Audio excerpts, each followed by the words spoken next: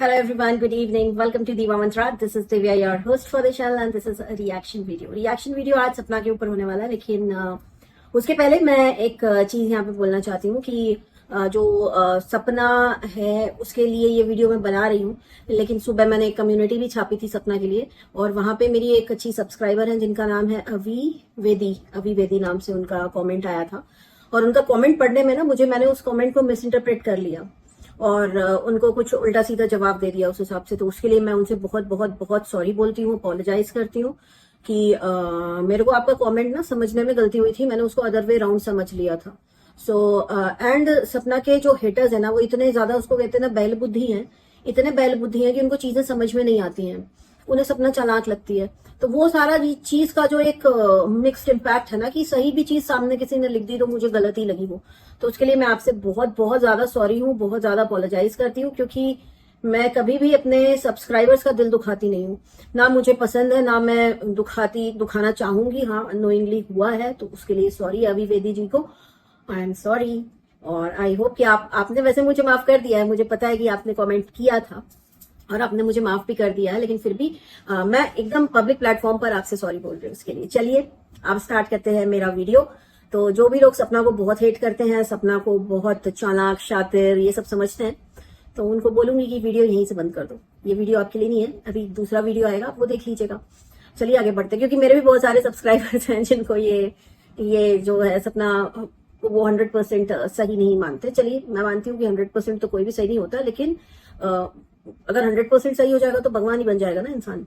अब यहाँ पे सोचने वाली बात यह है कि सपना ने आज फिर से कुछ रिकॉर्डिंग लगाई और लोगों का कहना है कि सपना प्रूफ रखती है। सपना ने जो रिकॉर्डिंग आज बजाई है, that is extremely shocking, it's very alarming. ठीक है, अब जिनको सपना लगता है कि बड़ी चालाक है, बैठ के सोचना एक बार कि जब सपना की शादी नहीं हुई होगी, है ना, जब वो सिंगल थी, अपने माँ बाप के पास थी, तब उसको ये सारी चीजों का या सारी मुसीबतों का सामना करना नहीं पड़ा।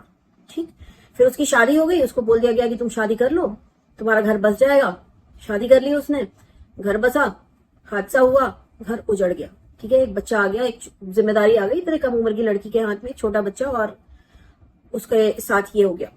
फिर क्या हुआ, यही ससुराल वाले, लेकिन सपना ने ना कुछ बोला नहीं, क्योंकि उसको पहली शादी में भी मार पीट ये सब होता था, कभी उसने बोला नहीं, क्योंकि सपना चालाक है ना, इसलिए शायद उसने नहीं बोला होगा। जैसे लोग बोलते हैं कि सपना चालाक है, उसने कभी बताया नहीं कि मेरे साथ ये सब होता है। एंड लेकिन हाँ, बहुत ही रेगुलरली होता था, बहुत ही रेगुलरली होता था। यही सास ससुर उसकी हेल्प करने नहीं आते थे, उसको बचाने नहीं आते थे, एक मदद का हाथ आगे नहीं बढ़ाते थे। प्रेगनेंसी में भी उसने मार खाई है, पेट में उसके मारा गया है प्रेगनेंसी के टाइम पर सपना चालाक है ना, सपना बताती नहीं थी। फिर क्या हुआ कि ये सब होने के बाद सपना इतनी चालाक थी कि उसी घर में उसने रहना पसंद किया कि चलो ठीक है, ये मेरा ससुराल है, मैं यहाँ पे रहूंगी। उसने बहुत अच्छा एक व्लॉग में बहुत अच्छा माहौल दिखाया अपने घर का, जब उसकी पहली शादी हुई थी तब, जब उसका बेबी हुआ तब, और उसके बाद जब उसका हस्बैंड चला गया तो सपना सैड हो गई। लेकिन उसने कभी चू भी नहीं की कि ये मेरे को मारा करता था या ये वो जो भी है। फिर ससुराल वालों ने बोला कि चलो ठीक, कोई बात नहीं, ये बच्ची घर की रहनी चाहिए, और इसको बाहर जाएगी तो पता नहीं प्यार मिलेगा कि नहीं मिलेगा आपका, लेकिन छोटा भाई जो है वो प्यार दे सकता है। तो उसकी शादी उसके देवर से करा दी। सपना ने फिर से चू नहीं बोला, सपना ने एक वीडियो बनाया और बोला कि मेरे पास मुझे ऐसा बोला जा रहा है और मैंने हाँ कर दी है शादी के लिए, क्योंकि वो एक बच्ची की वो तो खुद ही एक इतनी मेच्योरिटी नहीं आती है, दिमाग की मेच्योरिटी इतनी नहीं आती जिस उम्र में उसके पास एक बच्ची थी, तो उसने भी हाँ कर दिया, उसकी शादी हो गई। फिर सपना ने चू नहीं किया, सपना बिल्कुल अच्छे से रहने लग गई। पर ऐसा नहीं है कि आज की रिकॉर्डिंग के बाद पता चल रहा है कि सपना इतने भी अच्छे से नहीं रह पा रही थी उस घर में उसके ऊपर गलत नजरें डाली जा रही थी, है ना, उसको अलग गलत तरीके से हाथ लगाया जा रहा था, छुआ जा रहा था। फिर भी सपना ने छू नहीं किया, अच्छा माहौल दिखाया कि मेरे घर में सब कुछ अच्छा है, सब मैम खुश हैं। एक बच्ची की और जिम्मेदारी उसको दे दी गई और उसको उसने अपनी बेटी माना, आज वो बेटी उसके अगेंस्ट है ऑब्वियसली। फिर भी सपना ने कभी छू नहीं किया। कितनी चालाक है सपना, राइट। मैं सोच रही हूँ, मैं चालाकी ढूंढ रही हूँ, बाय द वे आप लोग को मैं sarcastic रिमार्क नहीं पास कर रही हूँ, मैं ढूंढ रही हूँ कि चालाकी का नया कोई परिभाषा आया है शायद मार्केट में। उसके बाद उसके साथ दूसरी बार हादसा हो जाता है, सपना चू फिर से नहीं करती है, और इस बार फिर से एक छोटी बच्ची उसकी गोदी में आ जाती है। इस वक्त सपना 24 साल की है। ये सब कुछ इतना हादसा होता है, सोशल मीडिया में पूरी आग लगती है, भड़क जाते लोग, क्या हुआ हमें बताओ, हम जानना चाहते हैं, कंप्लेंट करो, ये करो वो करो। लेकिन सपना अपने ससुराल वालों की सुन के फिर भी कुछ नहीं करती है, पीछे कदम हटा देती है, और फिर बाद में एक स्टेटमेंट सपना पास करती है कि इस घर का दोनों बेटा मैं ही हूं, अपनी बच्चियों के अंदर मैं अपने दोनों पति की झलक देखूंगी और मैं इसी घर में रहूंगी, मैं इनका बेटा बनूंगी, अपने बूढ़े सास ससुर का, वही वाले ससुर जो गलत तरह से उसको देखते हैं, गलत नजरें डालते हैं लड़कियों पर, बच्चियों पर, है ना, सपना की बच्चियों पे नहीं, जो दूसरी एक बच्ची आई थी अंशु, उस पर, सपना पर सपना चू नहीं करती, सपना उस घर में एडजस्ट करती है, सपना उस घर में रहती है, सपना उसी घर से दोनों वीडियोस डालती है, सब चैनल्स पे चलाने की कोशिश करती है चैनल। सपना बोलती है ब्रॉड पे हम नहीं वीडियो डाल पाएंगे क्योंकि जेरी बीमार हो गया है, उसकी उम्र हो गई है, और सपना उस चैनल को फिर भी जैसे तैसे चलाने की कोशिश करती है, बहुत कुछ होता है, लेकिन सपना बिल्कुल कुछ भी नहीं बोलती है, कुछ भी नहीं बोलती, बट सपना को कहीं ना कहीं ये पता रहता है कि उसके साथ गलत हो रहा है। सपना सबको चुपचाप झेलती जाती है, झेलती जाती है, झेलती जाती है, लेकिन सपना के लिए सिचुएशंस ऐसी हो जाती हैं कि सपना को एक दिन वो घर छोड़ के जाना पड़ता है। अब वो एक्चुअली ट्रिगर पॉइंट क्या था वो अभी बाहर आना बाकी है, कि ऐसा कौन सा ट्रिगर पॉइंट था कि सपना उस घर से जाने का फैसला लेती। लेकिन बीच में अगर एक इंसिडेंट आपको याद हो, कि एक या क्या दो इंसिडेंट, कि सपना जब भी बीमार होती है तो उसको देखने कोई जाता नहीं है ससुराल से, सिर्फ वो लड़की जो है अंशु वही जाती है उसके साथ, ठीक है। उसके बाद सपना की अगर माँ आ जाती है तो उनकी बेइज्जती की जाती है, सपना का भाई आ जाता है उस घर में तो उसकी बेइज्जती की जाती है। सपना फिर भी अच्छी बहू बन करके उस घर में रहती है, रोती है, अपनी माँ से कहती है इस वक्त अब जब मेरे इस घर से अर्थी निकलेगी तभी तुम आना। वो वीडियो देख के मैं भी बहुत रोई थी, कि लड़की क्या इतनी पराई हो जाती है, या लड़की को आप जिस घर में शादी करके भेजते हैं वो उस घर में आप जा नहीं सकते, उसके माँ बाप, ऐसा कैसा, उन्होंने तो लड़की अपनी दान में दी है, आपने तो दान में लड़की ले ली। तो जो दान लेता है वो छोटा होता है और जो दान करता है वो बड़ा होता है, तो उसके माँ बाप छोटे कैसे हो गए, या किसी भी लड़की के माँ बाप छोटे कैसे हो गए कि उसके घर नहीं आ जा सकते। तो ये सवाल मेरा है, ये एक बहुत ही कुरीति लगती है मुझे, इस पे मेरा सवाल है कि लड़की के माँ बाप उसके ससुराल में खा पी क्यों नहीं सकते, उन्होंने दान दिया उस घर में लड़की अपनी, ठीक है। सपना बहुत रोती है और फिर भी सपना चू नहीं करती, थोड़ा बहुत अपना दुख बताने की कोशिश करती, क्योंकि उस वक्त उसका अब जो दिल है उसका बहुत टूटता चला जा रहा है, इतने कड़वे उसको जीवन, उसके इतने सारे बुरी चीजें हो रही है उसकी लाइफ में, आदमी जरा सा भी बेटर ना हो। लेकिन सपना ने अपना हर सबूत संभाल के रखा, ये बहुत अच्छा काम किया, मैं कहती हूँ बहुत अच्छा काम किया, ठीक है। उसके बाद उसको घर से हटा दिया जाता है, सपना कहती है कि चलो ठीक है भाई मैं चली जाती हूँ, मुझे कुछ नहीं चाहिए तुमसे। लेकिन अब सपना जीना चाहती है, क्योंकि अब सपना भी ऊब गई है रो रो के, अब वो भी जीना चाह रही है, वो अपनी लड़कियों के बारे में सोचना चाह रही है, वो चली जाती है उस घर से, ठीक, चली जाती है, रहती है, एक घर लेती है, भटकती है अपने बच्चों को लेकर के, किसी बाहर वाली के घर पर जाके रहती है, वो जिसको वो दोस्त कहती है, जो कि दोस्त ने भी उसको धोखा ही दे दिया। फिर वो दोस्त उसको घर वर दिलवाती है, वहां पे शिफ्ट होती है और एक एक चीज गृहस्थी की खरीदती है, चुपचाप, बिना ससुराल वालों को गाली बके, बिना ससुराल वालों को पोक किए हुए वो अपना काम कर रही है, ठीक है। फिर उसकी लड़ाई हो जाती है इस दोस्त से, ठीक है। सपना उसको भी काम डाउन करती है, सिचुएशन को काम डाउन करती है, बिल्कुल कुछ एक शब्द नहीं बोलती उस बारे में। लेकिन दोस्त आती है, दोस्त उसको क्या बोलती है, घरे टूटे हुए रिश्तों का ताना देती है दोस्त। अब जो कहते हैं ना गाली क्या होती है, गाली वो होती है जो आपके आत्मा को, आपके दिल को दुखा दे, किसी को ऐसी बात बोलना। कोई जरूरी नहीं कि एमसीबीसी ही गाली हो या तू ये तू वो वही गाली हो, नहीं। अगर आप किसी को दिल को दुखा के बोल रहे हो ना, मैं तुमको जान से मार दूंगा, उससे उसका दिल दुख रहा है क्योंकि उसके पीछे 2 लड़कियां हैं, वो भी एक अच्छी खासी गाली है। तो उसको जब इस तरह की गालियां पड़ती हैं, वो उस सिचुएशन को काम डाउन करती है, वो नहीं बताती सोशल मीडिया पर, तो भी सपना को लोग बोलते हैं सपना बड़ी चालाक है, चली जाती है, दूसरी जगह चली जाती है, 1 महीने के अंदर अपना सब कुछ सामान उठाती है, दूसरी जगह चली जाती है। उसके माँ का काम रुक जाता है, उसके भाई का काम रुक जाता है, क्योंकि वो उसको सपोर्ट करना चाहते हैं, उसके साथ खड़े रहना चाहते हैं, उनको पता है कि उसकी मानसिक स्थिति, मनोस्थिति क्या है। उसके बाद ये सब कुछ हो रहा होता है जब सपना घर छोड़ के आती है, भटक रही होती है, बच्चों का क्या कहते हैं स्कूल ढूंढ रही होती है, घर का छोटा छोटा सामान ले रही होती है। ससुराल वाले चुपचाप बैठ के यूं बैठ करके तमाशा देख रहे होते हैं। फिर सपना को वो एक धमकी मिलती है कि तुमको जान से मार देंगे, ये कर देंगे, वो कर देंगे, गुंडे भेज देंगे, हमारा नाम नहीं आएगा कहीं। तो भी ससुराल वाले यूं बैठे रहते हैं, चिंता नहीं होती। ससुराल वालों को चिंता कब होती है कि अब तो सपना चली गई, पीछे से फार्म हाउस है जिसमें सपना का पैसा भी लगा हुआ है, वो बिकवा लेते हैं। सारा जो मसला है प्रॉपर्टी का है। जब तक सपना भटक रही होती तब तक नहीं बोलते कि तुम्हारे सास ससुर चाहते कि तुम विला में रहो और साथ में जाके रहो, कुछ नहीं आता ससुराल के साइड से। सपना ही अभी तक चालाक हो रही है साबित, मेरे ख्याल से, कुछ लोगों के हिसाब से तो नहीं आता कोई भी। और फिर जब विला वाला ये पूरा सीन होता है, सपना सारी चीजें बताती है, फिर मौसा जी एक वीडियो बनाते हैं, एक वीडियो बना के बताते हैं कि हम तो गए थे अच्छा करने और उसने ये किया, उसने वो किया। फिर सब मौसा जी के चैनल पर कमेंट आता है कि द रॉट चैनल कहाँ है, जो उस घर का पहला चैनल है जो बहुत पॉपुलर हुआ था। तो मौसा जी जवाब देते हैं कि द रॉड तो अंशु की कमाई है बचपन की, अंशु के 16 साल की मेहनत है। अंशु महज 17 साल की लड़की है, लेकिन वो 16 साल से द रॉड चला रही है। आप सोचिए कितना झूठ, उसको नेगेटिव दिखाने के लिए कितना झूठ। तो ये क्या करती है कि अब सपना को लगता है कि अब बहुत टाइम हो गया, अब लोग मुझे भी उल्टा बोल रहे हैं कि तुम छोड़ के चली गई सास ससुर को, जबकि उसने प्रूफ दिया, जबकि उसने रिकॉर्डिंग बजाई। इतने दिन तक जब वो रिकॉर्डिंग बजा नहीं रही थी, प्रूफ रख नहीं रही थी, तो वो बुरी होती चली गई। वो इतनी बुरी हो गई कि अब लोग कहते हैं वो चालाक है, उसको व्यूज चाहिए। तो भैया व्यूज तो उसको चाहिए, व्यूज किसको नहीं चाहिए वाईटी पे। वाईटी पे संदीप माहेश्वरी को छोड़ के और कौन है जिसको पैसा नहीं चाहिए या व्यूज नहीं चाहिए। व्यूज तो संदीप माहेश्वरी जी को भी चाहिए, वो भी मोनेटाइजेशन ऑफ करते हैं, बट वो चाहते हैं कि वो जो बोल रहे हैं वो ज्यादातर लोगों तक पहुंचे। तो सबको यही लगता है, तो इसमें कोई वो बड़ी बात है नहीं कि व्यूज चाहिए, उसे बच्चे पालने हैं अपने। तो क्या हो जाता है कि फिर जब सपना रिकॉर्डिंग्स बजानी शुरू करती है तो रिकॉर्डिंग की देवी और ये सब नाम से वो फेमस होती है। लेकिन आज जो उसने रिकॉर्डिंग बजाई है ना, वो बहुत अलार्मिंग है, बहुत अलार्मिंग है। इसके बाद आई डोंट थिंक सो कि सपना को कोई भी प्रूफ देने की जरूरत है।